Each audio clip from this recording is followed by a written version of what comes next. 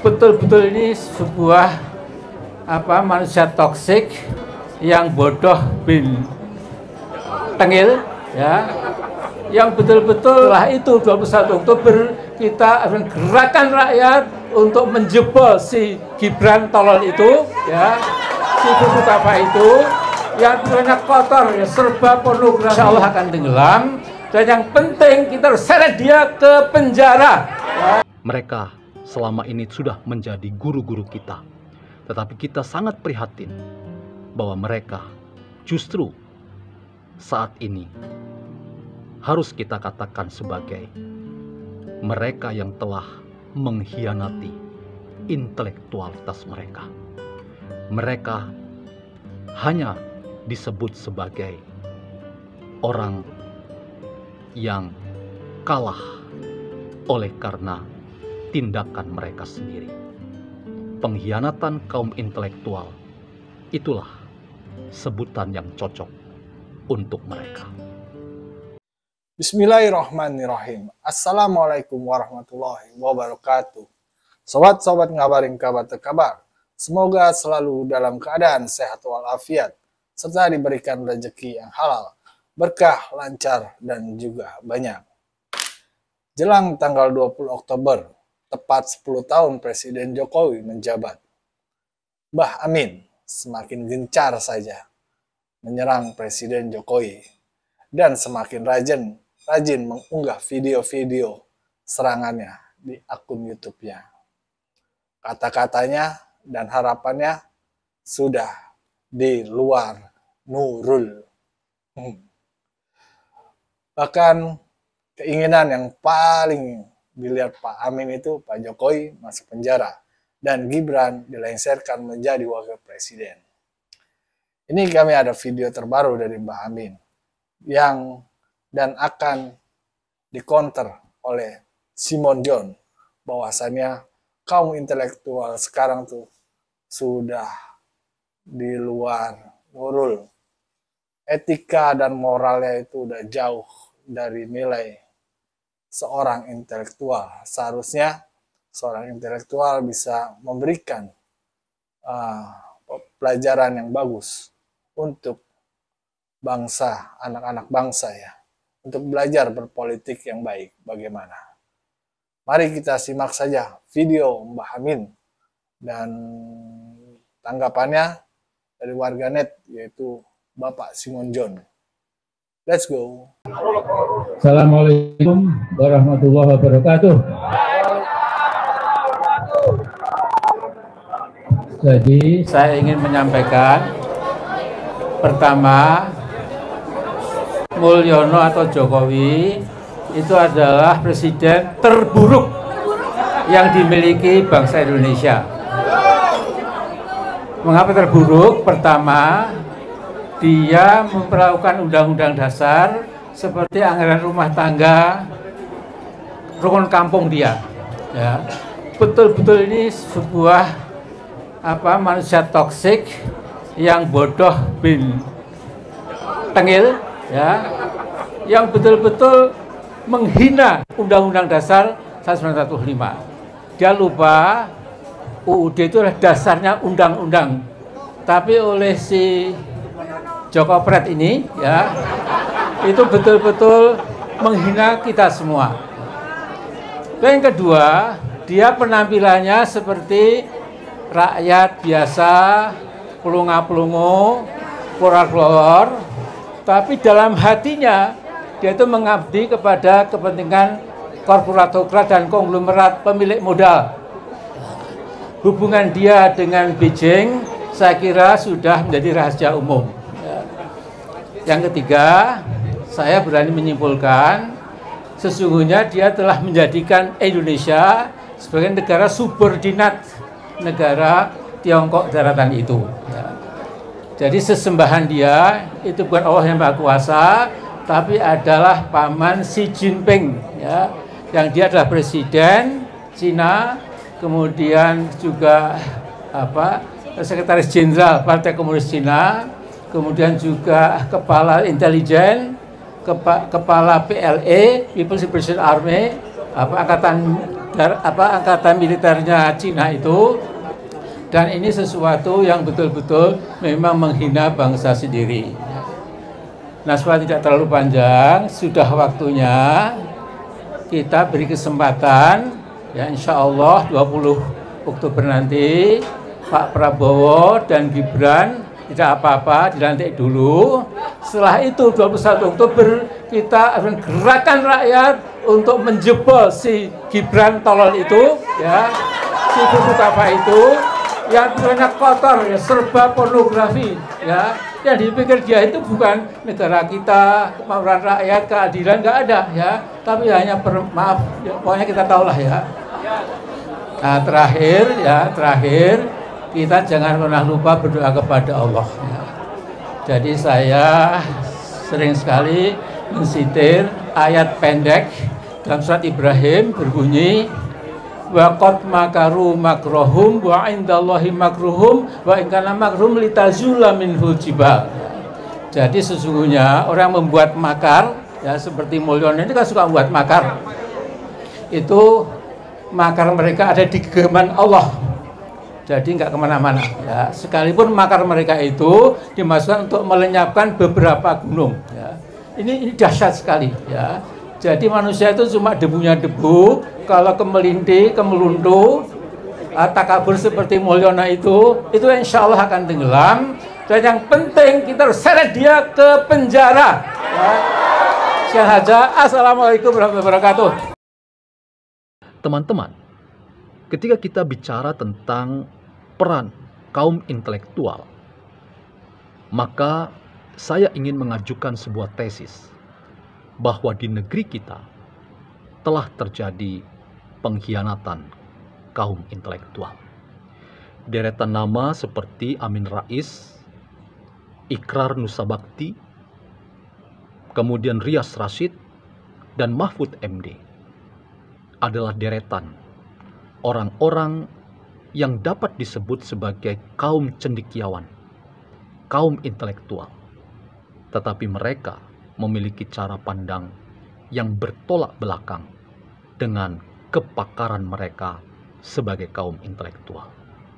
Salah satu keutamaan ketika kita bicara tentang kaum intelektual, maka pemikiran filsafat dapat menolong kita bahwa ketika seorang pakar hendak membaca fenomena atau realitas di sekitar kita, antara lain realitas tentang kehidupan berbangsa dan bernegara kita, termasuk demokrasi kita saat ini, maka pada umumnya kaum intelektual akan menggunakan dua sayap memahami atau dua sayap hermeneutik, yaitu sayap yang kritis tetapi juga sekaligus sayap yang apresiatif.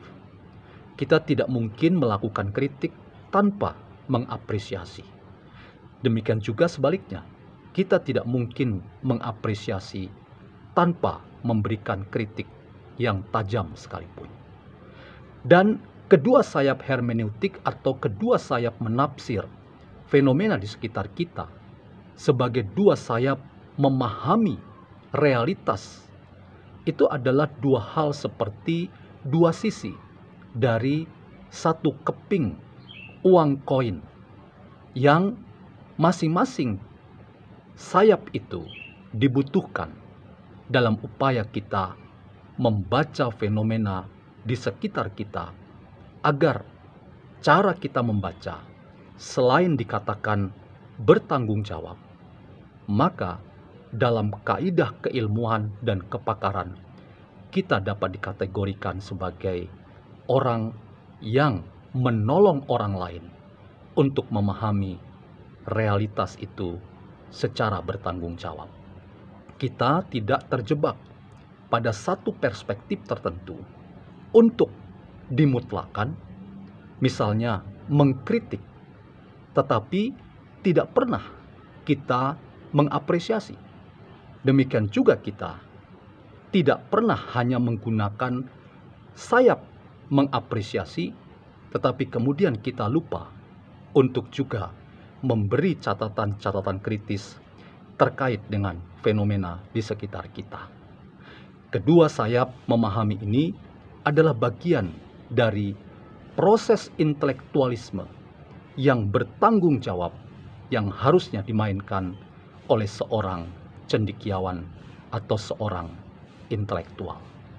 Ketika seorang intelektual tidak melakukan tugasnya dengan menggunakan cara memahami yang bertanggung jawab seperti itu, maka seorang intelektual akan terjebak dalam pemutlakan cara memahami. Itulah yang saya ingin katakan. Orang-orang seperti Profesor Amin Rais, Profesor Mahfud MD, Profesor Ikrar Nusa Bakti, dan Profesor Rias Rasyid yang kita anggap sebagai para guru bangsa, karena level mereka adalah level para guru kita. Tetapi dalam akhir-akhir ini, statement mereka dan cara mereka mengelaborasi fenomena di sekitar mereka terkait dengan kehidupan berbangsa dan bernegara kita, termasuk tentang demokrasi Indonesia, sangat cenderung hanya mewakili satu perspektif hermeneutik saja.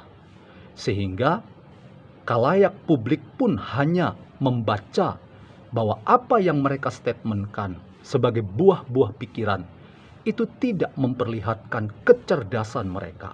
Sebaliknya, buah-buah pikiran mereka hanya mewakili kepentingan politik tertentu. Dan politik tertentu yang saya maksud itu persis seperti yang banyak orang katakan, yaitu politik kebencian. Bagaimana kita bisa meminta pertanggungjawaban kepakaran seseorang, intelektualisme seseorang, kalau cara membaca fenomena di sekitar kita itu hanya mewakili politik kebencian. Padahal sekali lagi, bagian penting peran seorang intelektual, bahkan kaum cendekiawan, itu adalah menjaga moralitas sebuah masyarakat. Peran signifikan para intelektual adalah menjaga etika hidup sebuah bangsa. Ketika kita memerankan fungsi itu, maka masyarakat akan terbangun menjadi masyarakat yang baik. Maka sebuah bangsa akan menjadi bangsa yang dapat memainkan peran-peran signifikan. Karena mereka tahu apa kekuatan sebuah bangsa, sekaligus apa kekurangan sebuah bangsa. Termasuk kelebihan dan kekurangan itu ada pada para pemimpin-pemimpin politik mereka. Peran kaum cendekiawan adalah memberi kritik. Tetapi kritik itu sekali lagi adalah kritik yang membangun dalam rangka menghadirkan cara berpikir alternatif untuk memberikan solusi yang konstruktif terkait dengan tatanan hidup berbangsa, bernegara kita, dan demokrasi kita.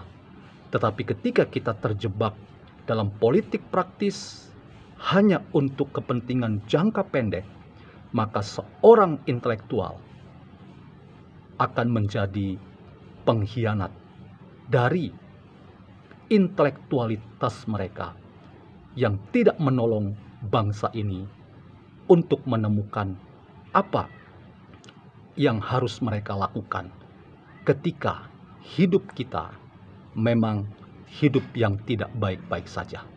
Disinilah teman-teman, tugas kaum intelektual sekali lagi adalah tugas menjaga moralitas, peradaban, etika hidup sebuah masyarakat.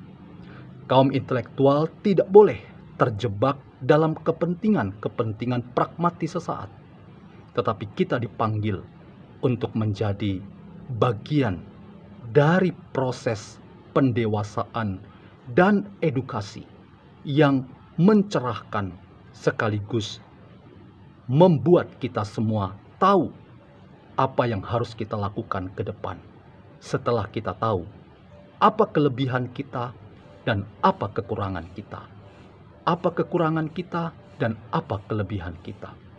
tugas mulia kaum intelektual, sekali lagi, dalam perspektif pemikiran filsafat, adalah menggunakan sayap hermeneutik untuk menolong bangsa ini menemukan apa tugas mereka secara kritis, yaitu untuk membangkitkan semangat setelah tahu bahwa hidup kita memang tidak baik-baik saja.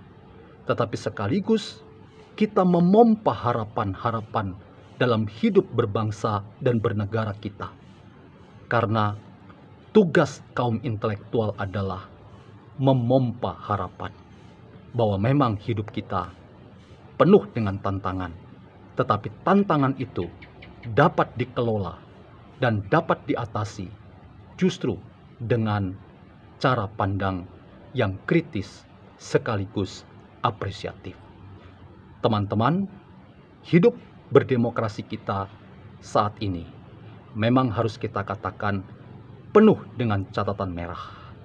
Tetapi tugas kaum intelektual adalah memastikan bahwa hidup berbangsa kita memang penuh tantangan, tetapi selalu ada titik pengharapan untuk kita bangkitkan dengan cara pandang yang lebih apresiatif.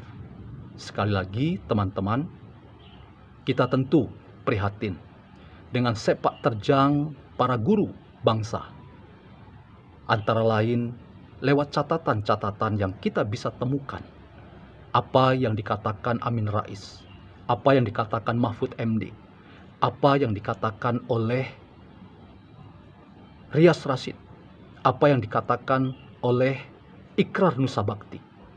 Mereka selama ini sudah menjadi guru-guru kita, tetapi kita sangat prihatin bahwa mereka justru saat ini harus kita katakan sebagai mereka yang telah mengkhianati intelektualitas mereka. Mereka hanya disebut sebagai orang yang kalah oleh karena tindakan mereka sendiri. Pengkhianatan kaum intelektual, itulah sebutan yang cocok untuk mereka. Ya, seperti itulah sobat-sobat apa yang dikatakan Amin Rais dan Bapak Simonjon ya. Bapak Simonjon itu menjelaskan dengan gaya intelektualnya. Tapi Pak Simon ini menjelaskan bahwasannya ya begitulah sekarang pandangan menurut beliau itu intelektual sekarang tuh begitu. Etika moralnya tuh kagak dijaga. Caranya kan ada ya.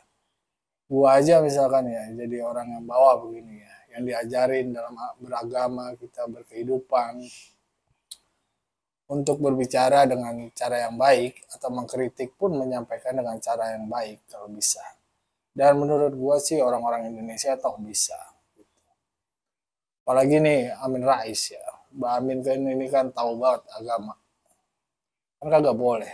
Bahkan beliau dalam ceramah Jumatnya tuh ya mengatakan tuh jangan suka menghina sesama muslim, mengejek.